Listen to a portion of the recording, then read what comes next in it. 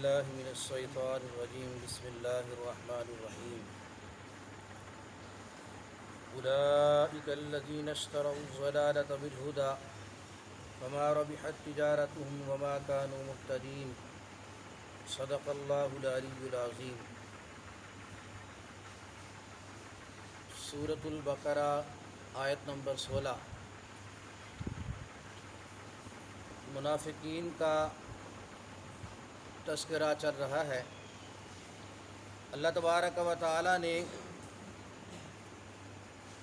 منافقین کی حالت ذکر کرنے کے بعد ارشاد فرمایا کہ یہ وہ لوگ ہیں جنہوں نے گمراہی کو ہدایت کے بدلے خرید لیا۔ خریدنے کا مطلب یہ نہیں ہے کہ پہلے ان کے پاس ہدایت تھی اور انہوں نے ہدایت دے کے پھر گمراہی کو خرید لیا، بلکہ مطلب یہ ہے کہ انہوں نے ہدایت کو ترجیح نہیں دی، انہوں نے گمراہی کو اپنا لیا۔ فما ربحت تجارتهم، تو ان کی تجارت نے انہیں کوئی نفع نہیں دیا۔ وما كانوا مهتدین، اور نہ ہی انہوں نے صحیح رستے کو پایا۔ ہدایت بھی انہیں نہ ملی، سیدھا رستہ نہ ملا،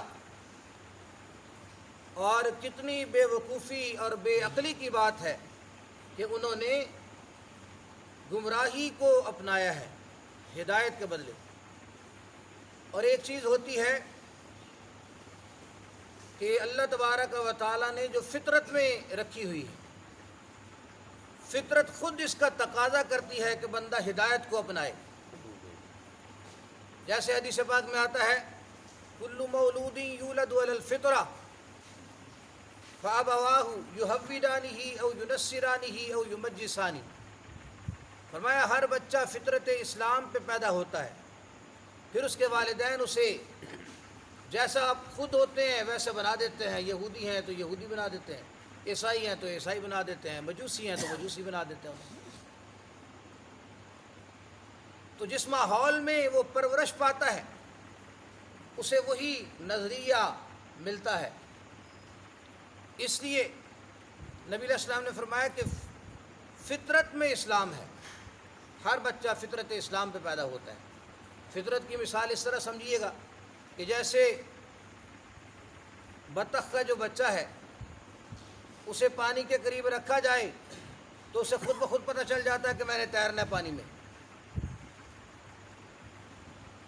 یہ اسے کون سکھاتا ہے؟ یہ اسے فطرت سکھاتی ہے۔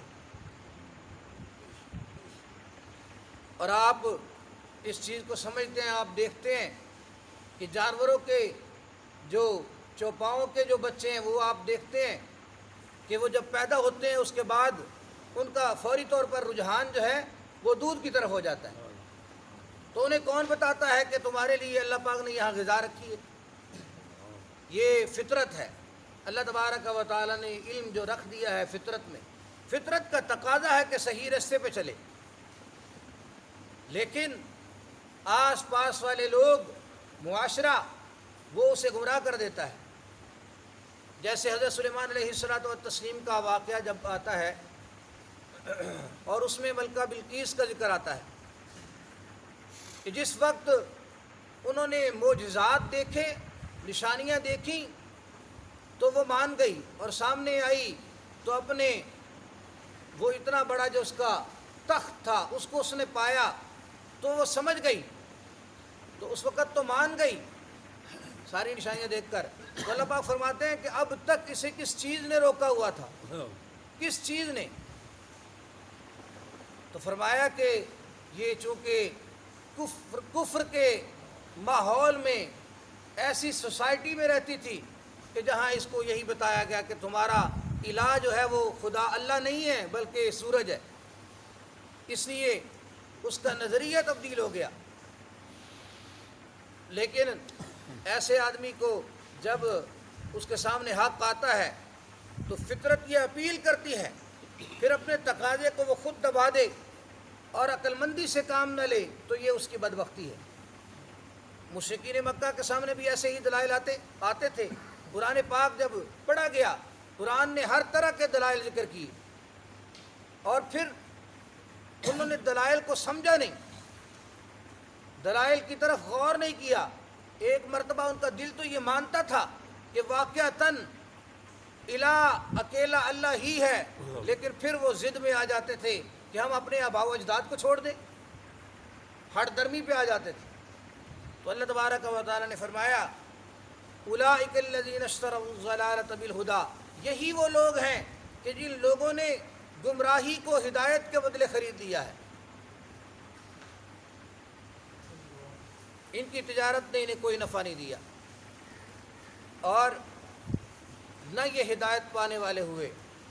پھر اللہ تبارک و تعالیٰ نے مثالیں بیان فرمائی ہیں، دو مثالیں ذکر کیں۔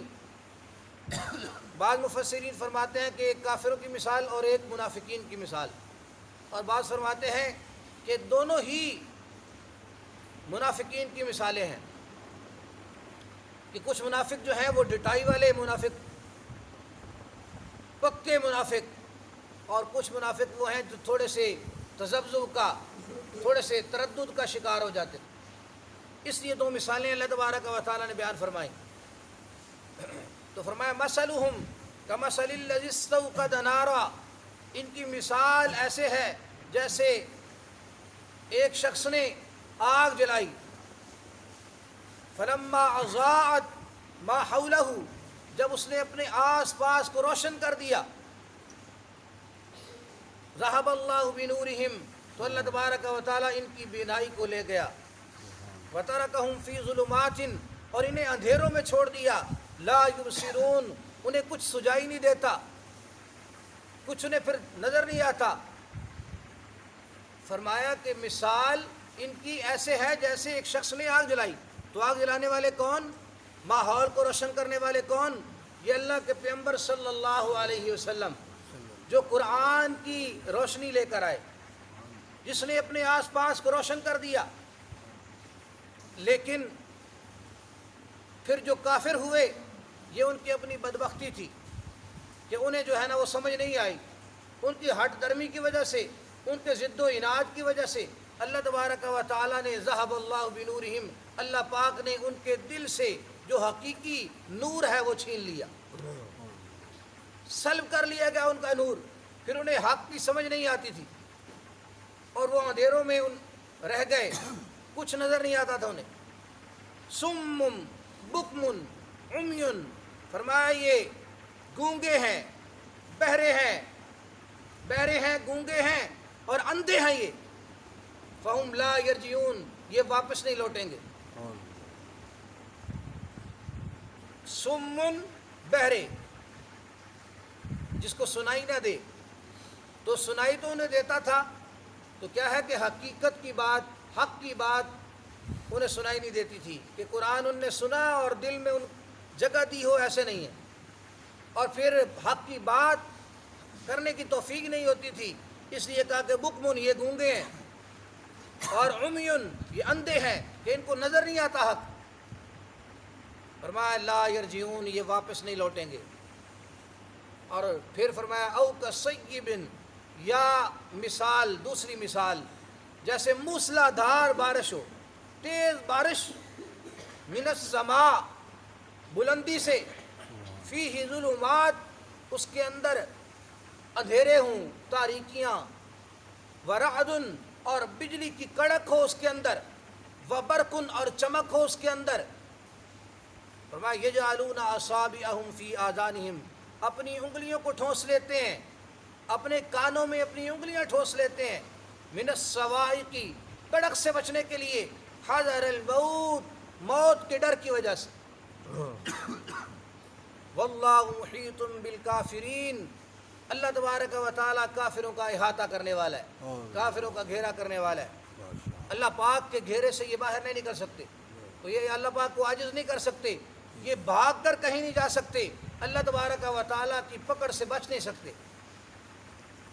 یکاد البرق یخطف ابصارہم، قریب ہے کہ وہ بجلی کی کڑک، چمک اور کڑک وہ ان کی آنکھوں کو اچک لے۔ کلما اضاء لہم، فرمایا جب بھی وہ اسے روشن کرتا ہے ان کے لیے. جب روشنی ہوتی ہے بجلی کی چمک سے مشوا فیہ تو یہ اس کے اندر چل پڑتے ہیں. وَإِذَا أَظْلَمَ عَلَيْهِمْ قَامُوا اور جب ان پہ اندھیرا کر دیا جاتا ان پہ اندھیرا کر دیتا ہے قاموا تو یہ ٹھہر جاتے ہیں رک جاتے ہیں. وَلَوْ شَاءَ اللَّهُ لَذَهَبَ بِسَمْعِهِمْ اور اگر اللہ پاک چاہے تو ان کی قوت سماعت بھی ختم کر دے لے جائے. وَأَبْصَارِهِمْ اور ان کی قوت بصارت دیکھنے کی طاقت بھی اللہ پاک ختم کر دے. ان اللہ علی کل شیء قدیر بے شک اللہ تبارک و تعالی ہر چیز پہ قادر ہے. تو پہلی مثال کہ آگ کو جلانے والے روشن کرنے والے اللہ کے پیغمبر قرآن کی روشنی لے کر آئے اور پھر کفار نے اسے نہیں مانا تو یہ علل اعلان جو کافر تھے ان کی مثال ہو گئی. یا انتہائی ڈھیٹ پکے جو منافق تھے ان کی مثال ہو گئی. اور دوسری جو مثال ہے اس میں پھر دو حصے رکھے گئے. او کصیب من السماء اور یکاد البرق یخطف ابصارہم اس کے حصے ذکر کیے گئے کہ آسمان سے جو موسلادھار بارش آ رہی ہے تو یہ اس کی مثال ایسے ہے کہ جیسے ایمان اترتا ہے دلوں کو منور کرتا ہے قرآن اترتا ہے دلوں کو منور کرتا ہے. آسمان سے قرآنی بارش جو ہے وہ نازل ہو رہی تھی قرآن کی بارش اتر رہی تھی. لیکن جب بندہ ایمان کا دعویٰ کرتا ہے تو حالات پھر ایک جیسے نہیں ہوتے بلکہ کبھی کوئی دکھ آتا ہے کبھی پریشانی آتی ہے کبھی کوئی مصیبت بن جاتی ہے کبھی حالات بگڑ جاتے ہیں. تو یہ مختلف حالات جب بنتے ہیں تاکہ ایمان والے کو جانچا جائے. اللہ پاک فرماتے ہیں کہ ام حسبتم ان تدخلوا الجنہ تم نے کیا سمجھا کہ ہم ایسے ہی جنت میں داخل ہو جائیں گے. ولما یأتکم مثل الذین خلوا من قبلکم مستهم البأساء والضراء فرمایا کہ پہلے لوگوں کے حالات دیکھو کہ جن کو جھنجھوڑا گیا بڑے مصائب تکلیفیں پریشانیاں ان کو آئیں انہیں جھنجھوڑا گیا.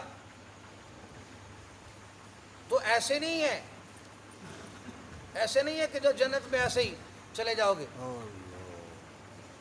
تو جب بندہ ایمان قبول کرتا ہے اس کے بعد حالات تو آتے ہیں مشکلات آتی ہیں پریشانیاں آتی ہیں. اللہ نے فرمایا کہ اس کے اندر فیہ ظلمات اندھیرے بھی ورعد بجلی کی کڑک بھی وبرق اور چمک بھی سارا کچھ اس کے اندر موسلادھار جو بارش آ رہی تھی اس کے اندر یہ سارا کچھ. تو حالات آتے ہیں ایمان والوں پر لیکن جو منافق ہوتے ہیں وہ کیا کرتے ہیں فرمایا اس وقت وہ اپنی انگلیاں ٹھوس لیتے ہیں اپنے کانوں میں اپنی انگلیاں ٹھوس لیتے ہیں کڑک سے بچنے کے لیے موت کے ڈر کی وجہ سے. تو اور پھر ان کی حالت یہ ہوتی ہے ایک طبقہ ان میں سے ایسا ہے منافقین کا کہ جب روشنی دیکھتے ہیں بجلی کی چمک آئی روشنی دیکھی تو چل پڑے. تو اسی طرح ان کو قرآن کی کوئی ایسی بات نظر آئی ان کو جو ہے وہ خوشخبری سنائی گئی یا ان کو مال غنیمت مل گیا تو انہوں نے سمجھا کہ یہ بہت اچھا مذہب ہے بہت اچھی بات ہے تو یہ اسلام کی طرف تھوڑا سا راغب ہو جاتے ہیں.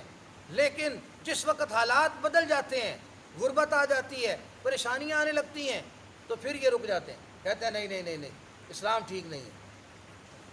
یہ ہے مثال کہ جب روشنی ہوتی ہے تو چل پڑتے ہیں اور جب روشنی نہیں ہوتی تو بالکل رک جاتے ہیں. حالانکہ ہوتا تو ایسے ہے کہ جب اندھیرا ہو اتنا زیادہ اور بجلی چمکے تو بندہ دور تک رستہ دیکھ لیتا ہے. بندہ کہتا ہے کہ یار دور تک رستہ میں دیکھ لوں اور میں چلتا رہوں اگر اندھیرا بھی ہو جائے پھر بھی میں چلتا رہوں تاکہ میں اپنی منزل تک پہنچ جاؤں. لیکن یہ ایسے نہیں کرتے. تو اللہ تبارک و تعالیٰ نے مثال دے کر سمجھایا.